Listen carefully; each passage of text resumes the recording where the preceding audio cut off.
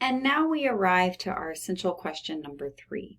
How do the learning cycle, problem solving and inquiry, and the scientific process all align with each other? That learning process, remember, is that exploration. Then the teacher or the adult or the other child giving terms, giving introduction, giving that concept information, and then the application of the concept. So you have exploration, you have your term introduction would be content, so the teacher or the book or the technology giving content to the individual, and then this application. Again, let us refer back to what we know about constructivism and Piaget. In early childhood, we are very heavy into that exploration phase. That cone of learning, heavy in the exploration. A nice chunk of content given.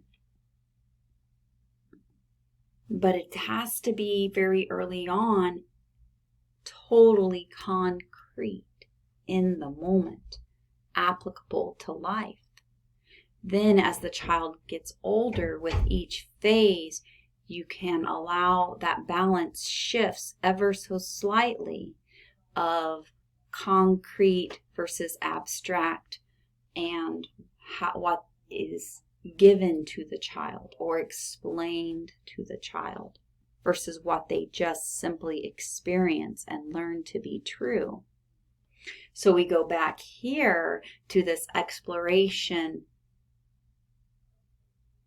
concept, content, and how those cycle with each other.